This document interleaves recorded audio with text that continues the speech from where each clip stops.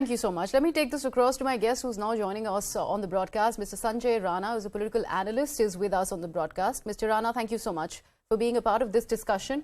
First of all, what do you make of this diktat on DJs and dance that's coming in from Jharkhand? Good afternoon, and good afternoon to my fellow panelists and the rest of the guys, those who are there on this broadcast.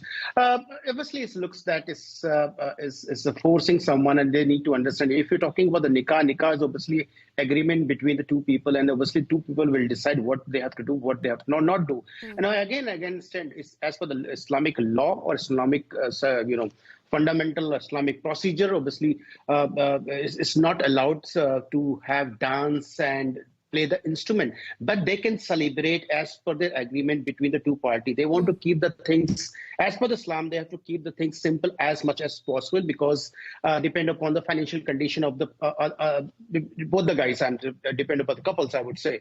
So they need to understand. But the problem here is this Maulvis, those who are giving a fatwa. The problem with these folks is they do not understand the Islam properly. They manipulate and work as per the convenience.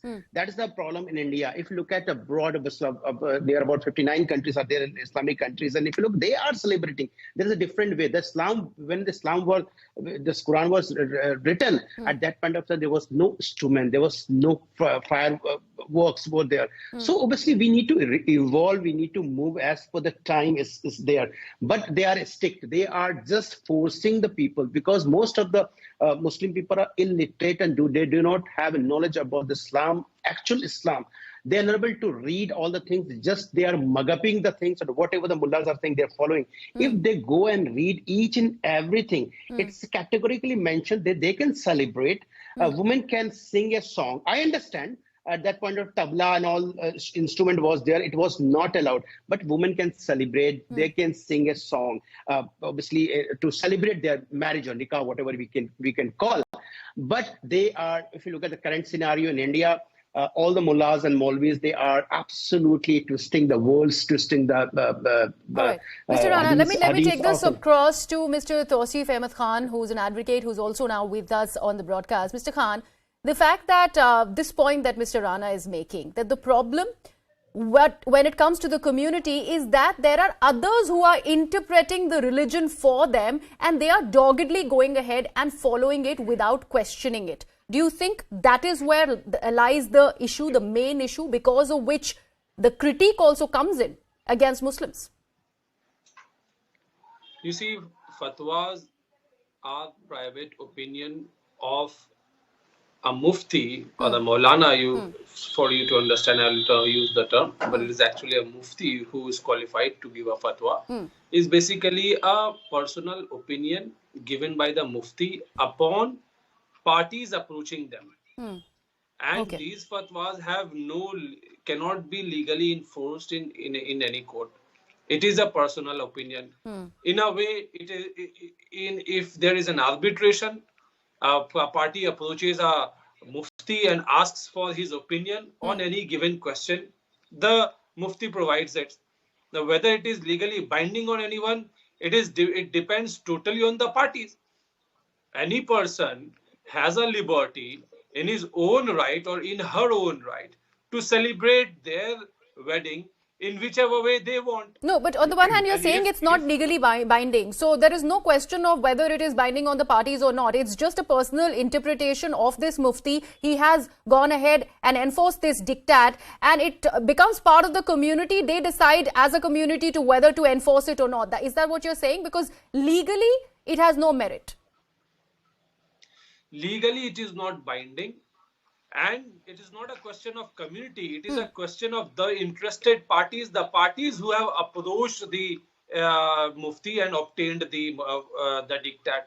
Now, it is whether they want to follow it or not. It totally depends on the parties. There's no question of anyone passing a diktat binding on the entire community. So it is being misinterpreted by the media personnel and perhaps by the reporters who are reporting on these issues.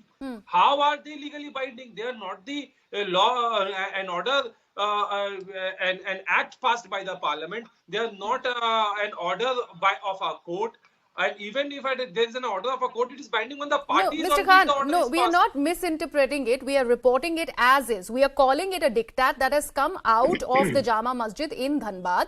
There was a wedding here in question, and after that, this sort of diktat has come out. We are sort of questioning it and asking you whether it has any legal merit or not. Let me take this back to Mr. Rana. Mr. Rana, our colleague also spoke to us and told us that it has not been questioned by the community at large over there in Dhanbad, this certain area which is a dominated, Muslim-dominated area in Dhanbad. It's not been questioned because they also fear alienation if they go ahead and question this sort of a diktat. Your word?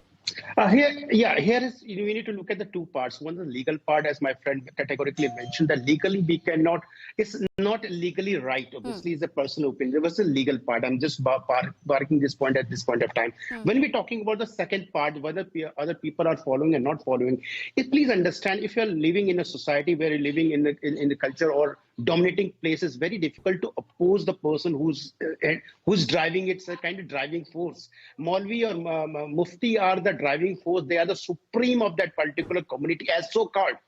I'm not saying they are actually, but so-called supreme. So if I want or they want to oppose or they don't want to oppose, that is secondary issue. They cannot oppose them because the community people will come up and say, but how can you do it? He's telling as per the Islam, because Islam is a very, I would say, is a fantastic religion. People need to understand, need to read it. If they read it, they will understand what is Islam is all about. But few people, again, I'm saying, people are twisting and making all the things as per their convenience, which is not good for the Islam and for the society or the people, those who are following Islam. So again, I'm saying none of the guys, those who are there in Dhanbad, because again, you have mentioned there's a Muslim dominated area. People want to oppose, maybe 10, 20, 30, 40% want to oppose, then they cannot do it because the society pressure is there. If the society pressure, look at Noida, if you're living in Hindu society and somebody is trying to go and bypass and go against the Pandit or any guru, then obviously society pressure will come on the particular society or particular person, particular group, and they take their words back and they will take their step back. That's the problem. So if you look at Dhanbad people, those who people are there, they have no choice than accept the fact whatever Mufti and Maulana is saying at this point of time. All right. Mr. Khan, slightly expanding the debate and going to the very point that Mr. Rana made earlier, there is also lack of education within the community, a certain section of the community, and the lack of interpreting the Quran how they choose to. In fact, reading it, which is part of the religion.